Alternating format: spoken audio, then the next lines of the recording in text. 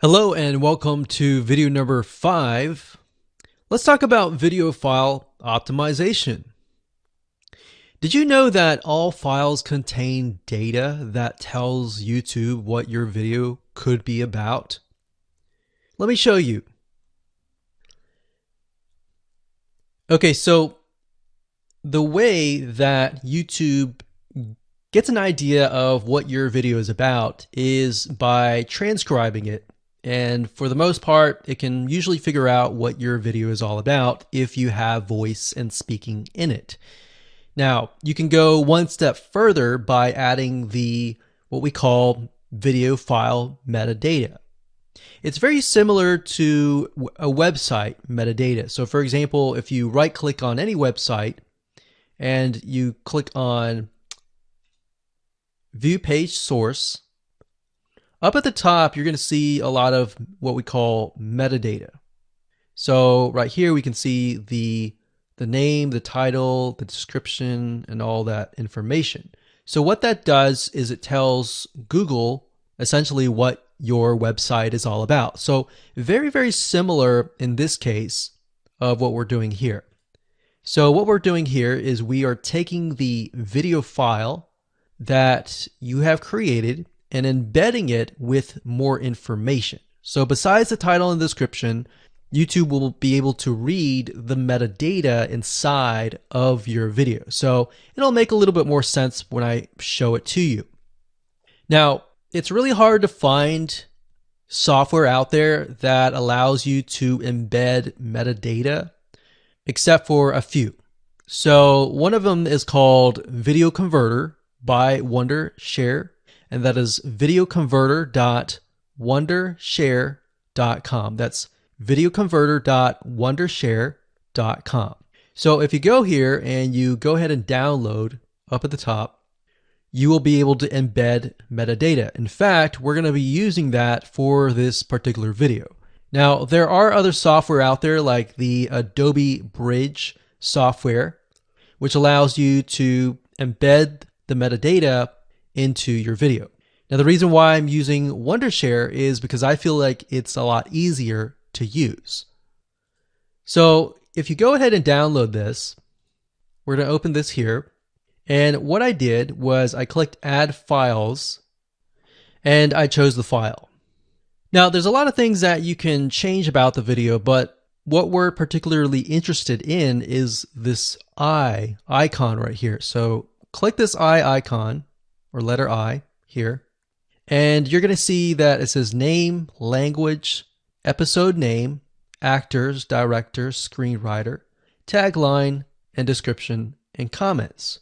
So what I recommend is you try to complete this as much as you can. So episode name, actors, so that would be whoever is in the video, the director, the screenwriter, which could be you, and then the tagline. What I would do is the tagline be your title, and then the description be your description. So whatever you're going to upload to YouTube, put this as a title and put this as a description. And then for comments, I would put something like keywords. And all you have to do is click save, convert it, and done. That's the reason why we're using Video Converter, because it's just so much easier. With Adobe Bridge, it's easy too, but there's a lot of more options and very easy to get confused. So once you're done with that, you save the video. Your video has the metadata inside of it, and all you have to do is simply upload it to YouTube, and that's it. Hello and welcome back. This is video number 6. Let's talk about your thumbnail and why that is important. You see, since our goal is to get more clicks or more views to your YouTube video, we have to rely on attracting viewers. So if you think about it, the thumbnail is the first thing people see as they are scanning to find what interests them the most. So in other words, if you think about it, if you go to youtube.com and you type in a keyword, you're going to see all the results with thumbnails, the titles, the descriptions, and all of that. So that's the first thing that they see. So let's discuss what your thumbnail should contain and what's working in your market and how to figure that out. So when it comes to having a thumbnail, you want to make sure that it is eye-catching, meaning it shows somebody what they want. So if Instant Pot Chicken is your main keyword, you want to make sure that your thumbnail has something in it that entices them. So it's good to have the keyword or the title in it. So you can see right now the way YouTube works is they have an initial title or an initial thumbnail, and then after that you can see motion. So if I put my mouse over it, you can actually see part of the video, which makes it a lot more engaging. So as we scroll down, the initial thumbnail that this woman uses is the Instant Pot. And then this one here, it says Instant Pot recipes. So Instant Pot. So we can see the ones at the top definitely have the Instant Pot in it, or a word that's chicken, or a picture that has chicken in it. So it fits the keyword. Now, if you're not a professional, thumbnail artist or anything like that, there are different sites that you can use to get these created. Now, bear in mind that you never want to use a thumbnail that is clickbaity or that lies to somebody, because if they click on it and then the video is nothing like the thumbnail, then guess what? You might get tons and tons of clicks and perhaps views, but you're not going to get people watching your video, which is very, very important, which we'll discuss in the future videos. But for now, there are different elements that you need. So what I recommend is you go to a site called creativemarket.com. That's creativemarket.com. There are other sites like graphicriver.net, but over time we've realized Creative Market has a lot of really good designs. So what we can do here is in the search box, we're going to type in YouTube thumbnail. And we're looking specifically for templates that we can use for the thumbnail.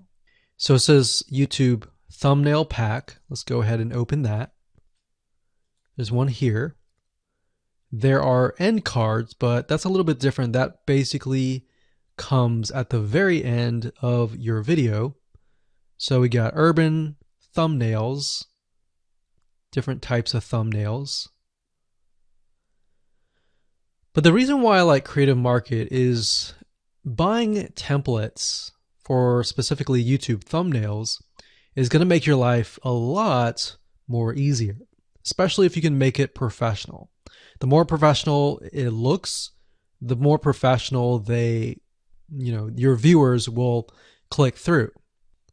So if we click on this, we can kind of get an idea of what we're dealing with.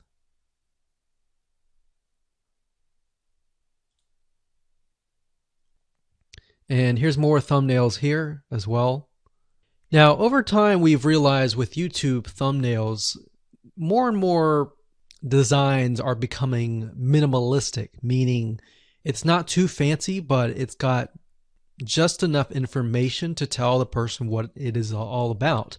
So it could have text, it could have pictures, but you really need to know what your YouTube video is about before you can create your thumbnail. In fact, I recommend that you create your YouTube video first and then you create your thumbnail so that you can make sure that you attract the right person. Now, what we found a little bit of a technique is to create a thumbnail that is related to essentially the end, meaning if you're creating an Instant Pot chicken recipe, you might want to show the chicken already cooked. So essentially what people get if they click through. So that way people think, oh, okay, this looks really nice. I'm going to click through. And they're more likely to actually watch all the way through to the end. And that's what we want. We want people not to just click through, but to watch all the way till the end.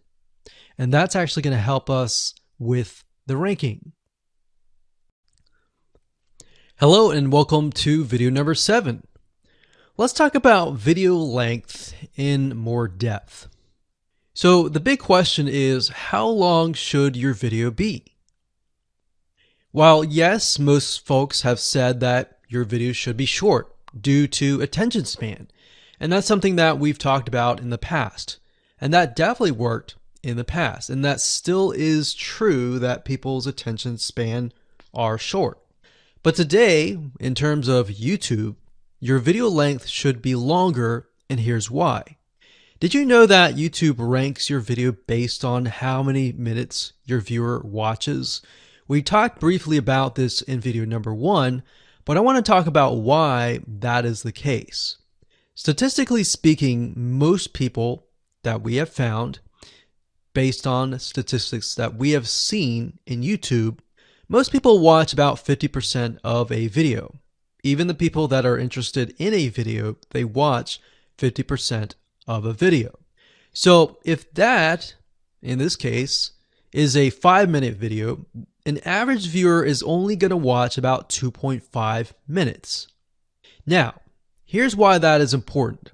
If you're competing against someone who has a 30-minute video and their viewers watch 15 minutes, which is about 50%, well, guess what? Even if they can have less viewers than you, they're going to beat you because they have a longer video. So if you got the 2.5, they've got the 15 minutes, they can send less people and still beat you. And YouTube will favor them in the end. Now that, of course, is assuming that the views are legitimate and people are actually watching. And that's why user experience is so important. So to give you some real life practical application, let's hop on over to YouTube and I'm going to show you proof that this works. Okay, so let's take what we learned and what we just discussed and apply it to some real life practical application. So if we head on back over to youtube.com, we type in the keyword Instant Pot recipes, we can see this one, and this one. So let's go ahead and open these up. So we got this one, and this one. So that's 1, 2, and 3.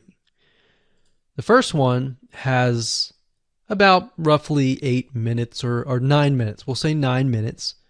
The second one has about 27 minutes. And the third one has about 20 minutes. Okay. So essentially the second and third have about double the amount of time. So like we talked about, most people watch about 50% or less, and then they quit. That's the average, right? So if that's the case, this person here, even though they have more views, see that?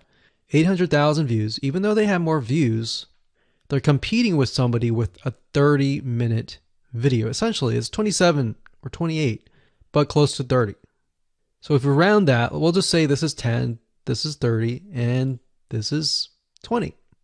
All right, so let's keep it at even numbers. So if that's the case, there's 4 minutes here, 15 minutes here, and 10 minutes here. So this means that the person with the less amount of minutes, they're going to need a lot more views and a lot more people watching it. So in total, if this person has, obviously this person's number 1, but what I'm saying here is because YouTube looks at how many minutes are watched, if this person had 800,000 views and this person had only half of that amount, but had more than double this amount, this person right here would most likely rank higher. So see that? Only 100,000 views, 15 minutes. This one here, 20 minutes, only 6,000 views. So you might ask, well, shouldn't this be maybe number 1? Not necessarily. If we really look at it, so we've got 800 times 4 minutes, and that's not going to be exact. I mean, we could even take 500. And this is definitely going to be number 1. And this is definitely going to be number 2 based on the information. But this person, because they have a long enough video, even though they have less amount of views, they're still able to rank pretty high. So this is based on one of our YouTube channels, which has over 9 millions of minutes watched. And based on that, that's what we've seen. Now, there's other factors like likes, dislikes, comments, and other things like that, titles and descriptions. But that's a big, huge ranking factor because it legitimately tells Google and YouTube, hey, this YouTube video is legit. Not only people are clicking on it, they're actually viewing it. And they're viewing at least about 50% on average. So that's why the video length is important. Now, you don't want to make a long video just to make a long video. You might want to make a video that has really good content. And that's the goal. It's not based on spammy backlinks or anything like that. It's based on providing real value. Hello and welcome to video number 8. So just want to say congratulations on reaching the end of this video course. We're going to talk about a secret tip that you can use to outrank your competitors. So we briefly talked about why having a longer video was important, right? So one secret tip that we can give you is that what we have found that works is the following. Longer videos in the sense of live streams, which means you get on YouTube and you talk to people live.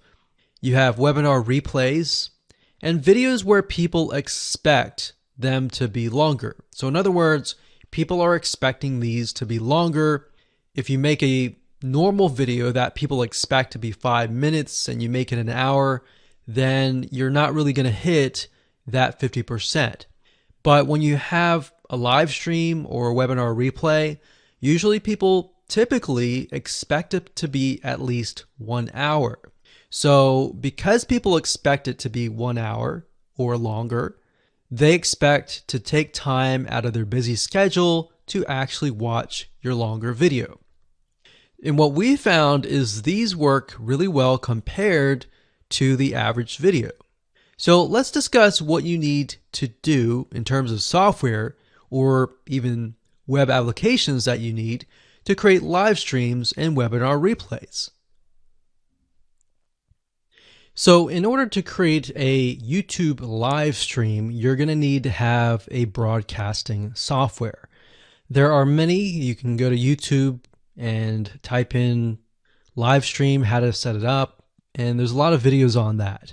But this is one particular one that we have used and that has worked really well for us. It's called Open Broadcaster Software, and it's free, best of all. And that is located at obsproject.com. So as you can see here, there is versions for Windows, Mac, and Linux. So it's simply as easy as downloading and you can start streaming. So the reason why you need this software is basically what it does is it connects to the YouTube live stream system. And when you're ready, you click record and you're good to go. Now, I'm not going to go in depth on how to use this product just simply because there are so many different options and so many different ways of using it. Now, like I said, the tip is when outranking your competitors to have longer views. This is good for kind of a face-to-face talking head type long video.